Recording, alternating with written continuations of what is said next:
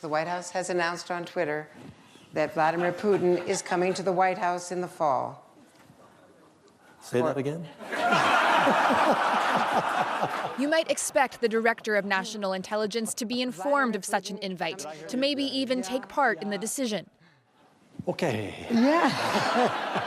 But Dan Coates was clearly blindsided. That's going to be special.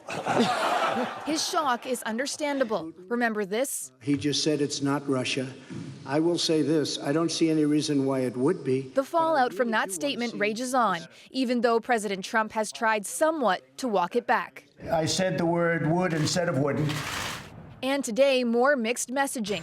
Just before announcing the White House invite, the administration backed away from a Putin proposal to allow U.S. investigators access to Russians charged with election meddling in exchange for handing over U.S. officials to Russia for questioning, including former Ambassador Michael McFaul.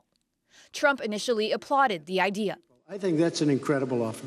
What I was totally flabbergasted by was that the White House would not defend me. I'm an American citizen. I worked for the government for 5 years. The president was panned in the Senate today for not being harder on Putin. We do not buy the denial of Vladimir Putin. We regret that our president did. But Republican leaders refused to allow a vote on a resolution reasserting that Russia meddled in the 2016 election. The party whip defended the president. In Helsinki, he was less than clear about that, but he came back and said that he misspoke and reaffirmed his earlier position that, yes, the Russian government had attempted to interfere in the election. And that's what makes the invite to President Putin so unusual. A man that even President Trump now says interfered in U.S. democracy, invited to the White House. A move that will only fuel further curiosity about what the two leaders discussed for more than 2 hours in that closed-door meeting. Ellen Morrow, CBC News, Washington. Ellen mentioned former Ambassador Michael McFaul as someone President Putin wanted Russian investigators to interview. And in a moment, you're going to hear from another. Bill Browder was called out by name as someone Putin wants his agents to question in Russia. In post-Soviet Russia, Browder was a huge foreign investor, but he says corrupt officials siphoned off his holdings because he refused to pay bribes.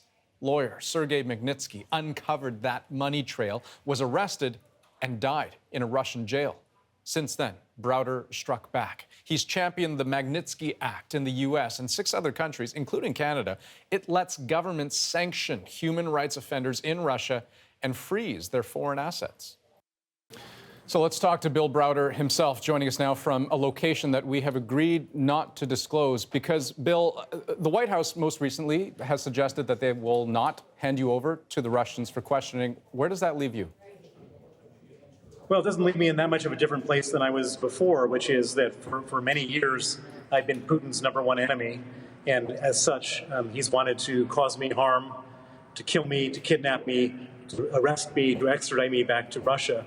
And so I'm in a relatively precarious position, and I've got to do whatever I can to stay safe. And so I try not to, as best I can, give them opportunities. But of course, it is not pleasant to have the president making dirty deals in a back room with no witnesses with Vladimir Putin about me. Okay, we're going to have to leave it there, but Bill Browder, I want to thank you for taking the time to speak with us. Thank you.